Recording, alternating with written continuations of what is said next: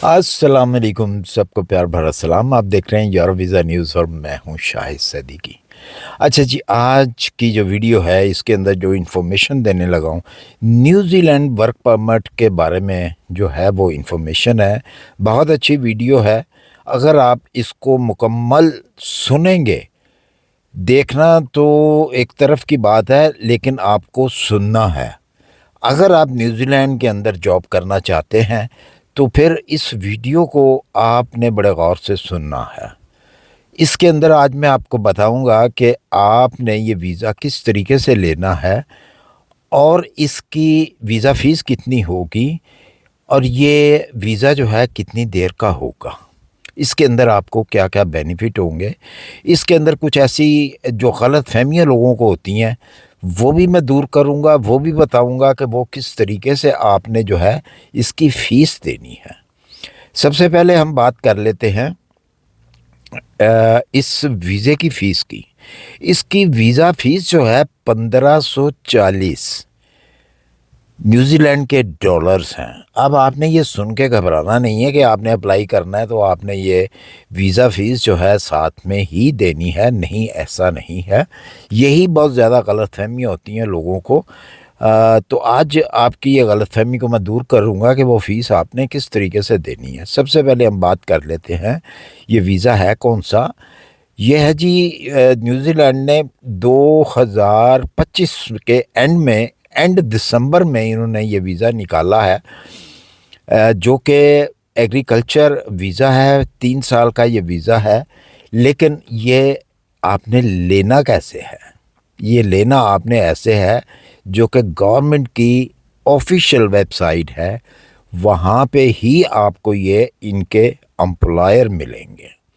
अगर आप किसी और से लेंगे तो जॉब ऑफ़र हो सकता है आपको मिल जाए, लेकिन वो आपको ऑफिशियल जॉब ऑफ़र नहीं मिलेगी।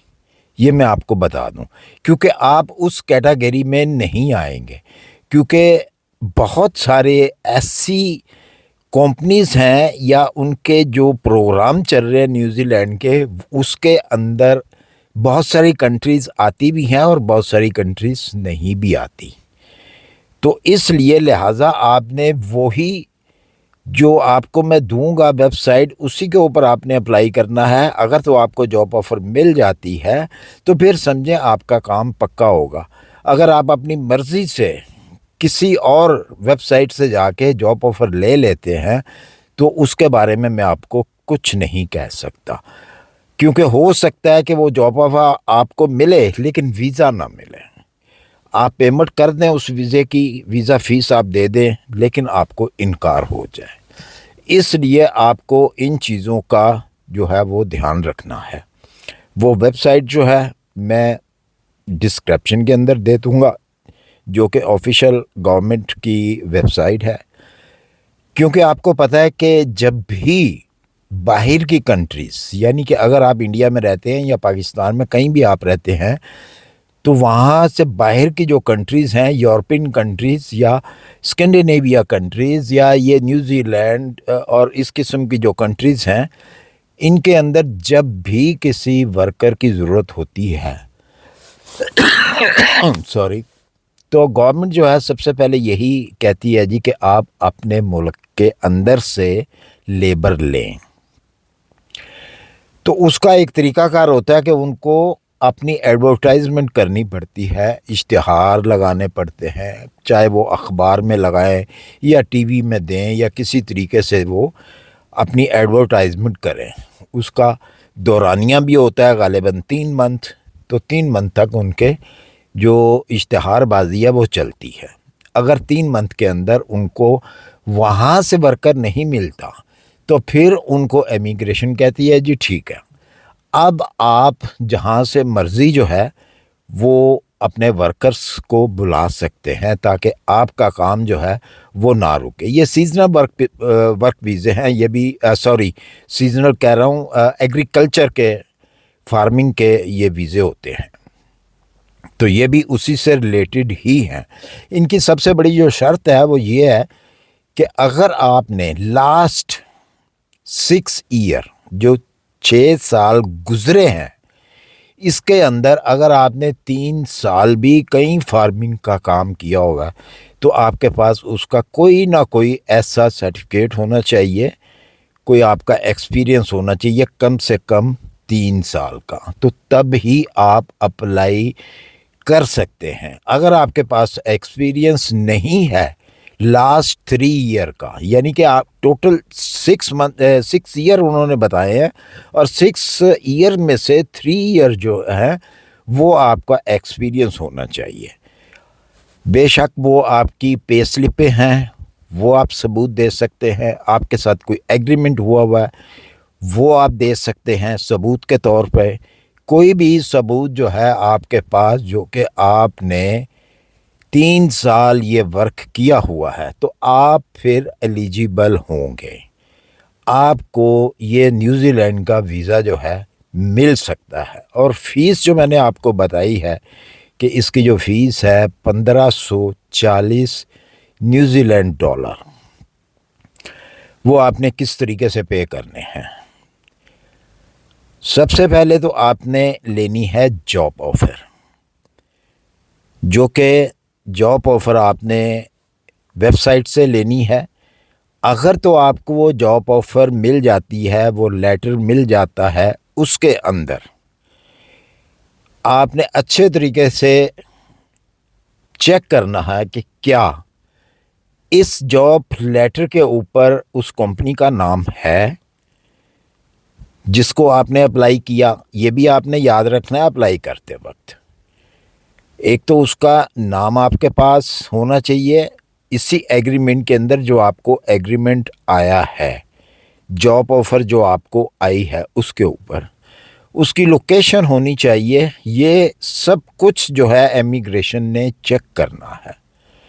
تو یہ ساری چیزیں آپ جب چیک کر لیں گے، آپ کی طرف سے یہ اوکے ہو جائیں گی، تو تب آپ نے ویزا اپلائی کرنا ہے۔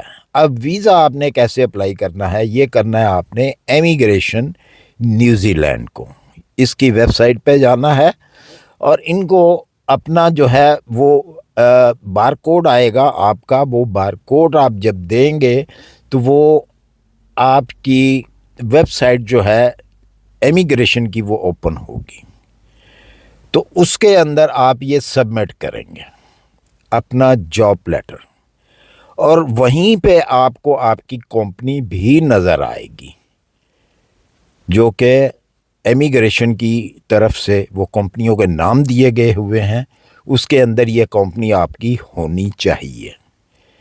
تو تب آپ اس کو سبمٹ کریں اور تب ہی آپ وہاں پہ فیس جمع کرائیں۔ یہ مت سوچئے گا کہ آپ نے جاب لیٹر کے لیے جب اپلائی کرنا ہے تو اس وقت فیس دینی ہے، نہیں، اس وقت آپ نے فیس نہیں دینی۔ وہاں اس وقت صرف اور صرف آپ نے جاب لیٹر کے لیے اپلیکیشن دینی ہے۔